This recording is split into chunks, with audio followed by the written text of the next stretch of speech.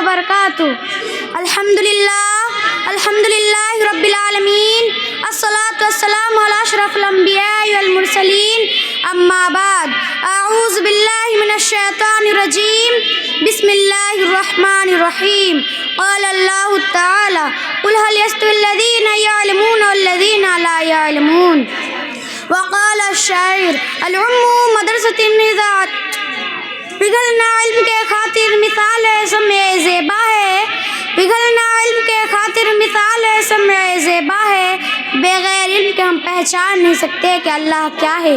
جناب صدر، حکم صاحبان، مشفق و مربی اساتذہ کرام اور میرے سامنے بیٹھی ہوئی میری عزیز بہنوں، آج میں آپ لوگوں کے سامنے جس موضوع کے تحت لب کشائی کرنا چاہتی ہوں وہ ہے تعلیم نسواں کی اہمیت و ضرورت۔ میری عزیز بہنوں، انسانی زندگی میں تعلیم کی کیا اہمیت ہے، اس سے کسی کو انکار نہیں۔ نبی کریم صلی اللہ علیہ وسلم نے علم کو فرائض میں شامل کرتے ہوئے فرمایا، طلب العلم فریضۃ علی کل مسلم۔ وقال الشاعر العلم مدرسۃ اذا عددتها، العلم مدرسۃ اذا عددتها عددت شابا طیب العراق۔ محترم سامعات، میں نے آپ کے سامنے جو حدیث بیان کیا ہے، اس حدیث میں لفظ مسلم مرد اور عورت دونوں کو شامل ہے۔ جس طرح تعلیم مردوں کے لیے ضروری ہے، ٹھیک اسی طرح عورتوں کے لیے بھی لازم و ضروری ہے، کیونکہ معاشرے کی اصلاح میں عورتیں بنیادی کردار ادا کرتی ہے۔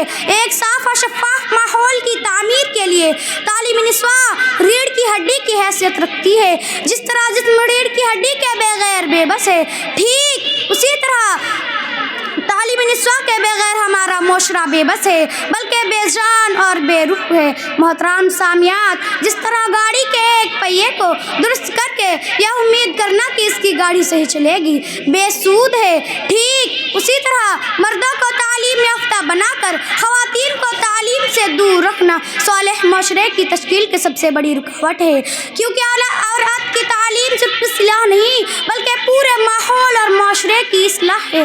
اس پر کسی شاعر نے کیا ہی خوب نقشہ کھینچا ہے، Give me an educated mother, give me an educated mother, I will give an educated nation۔ یعنی آپ مجھے ایک پڑھی لکھی ہوئی ماں دیجئے، میں آپ کو ایک پڑھا لکھا مکمل خاندان دوں گا۔ سامعین و سامعات، اس کے اگر ہم عورتوں کو ان کے زیور سے آراستہ کرایا جائے، ان کی دولت سے آشنا کیا جائے تو وہ خود خیر و بھلائی کا نمونہ بنے گی اور اپنے بچوں کے لیے اچھی رزگاہ ثابت ہوگی، اور ان کی گود میں پل کر جوان ہونے والے بچے رسول صلی اللہ علیہ وسلم کا پیروکار ہوں گے، جو داعی اللہ اور مجاہد فی سبیل اللہ ہوں گے، جو ہر دور ہر زمانہ میں اپنے دشمنوں کا منہ توڑ جواب دینے کے لیے تیار رہیں گے۔ وہ کرکٹ کھلاڑی، فلمی اداکاری اور تقلید کے بجائے محمد صلی اللہ علیہ وسلم کو اپنا آئیڈل اور نمونہ بنائیں گی۔ ان کی منزل آخرت ہوگی اور اس طرح سے ایک صالح معاشرے کی تشکیل عمل میں آئے گی۔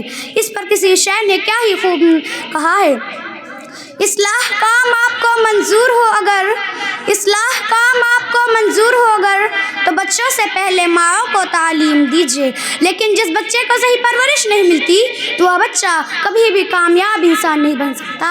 اس پر انگریزی میں ایک کہاوت کہی جاتی ہے، مادر از بیٹر دین 100 ٹیچرس، یعنی ماں 100 سے بھی بہتر ہے۔ محترم سامعات، اگر اس کے باوجود بھی لڑکیوں کی تعلیم کی جانب توجہ نہیں دی گئی، عورتوں کو علم کے زیور سے محروم رکھا گیا، اس کی تعلیم میں غفلت برتی گئی تو پھر صالح معاشرے کا تصور بھی نہیں کیا جا سکتا ہے۔ معاشرے میں تعمیر کے بجائے تخریب اور اصلاح کے بجائے فساد برپا ہوگا۔ اس لیے عورتوں کا دینداری، دین و علوم سے آراستہ ہونا ضروری ہے، اس لیے کہ مرد پڑھا تو ایک مرد پڑھا، عورت پڑھی تو پورا خاندان پڑھا۔ جب عورت میں دینی تعلیم ہوگی تو آئندہ نسواں کی تربیت بھی اچھی ہوگی۔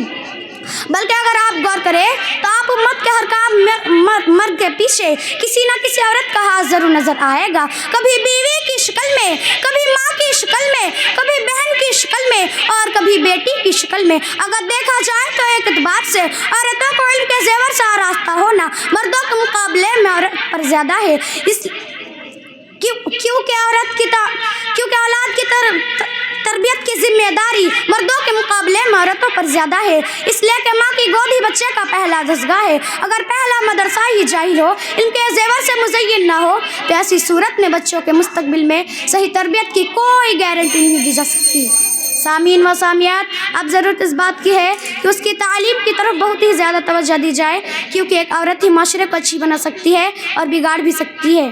تعلیم سے آتی ہے اقوام میں بیداری، تعلیم سے آتی ہے اقوام میں بیداری، علم کے پنجے میں شمشیر جہاداری۔ اب آخر میں اللہ رب العالمین سے دعا کرتی ہوں کہ وہ ہمیں تعلیم کے زیور سے آراستہ کر کے ماحول اور معاشرے کو بہترین بنانے کی توفیق عنایت کرے، آمین۔ وآخر الدعوانا الحمدللہ رب العالمین۔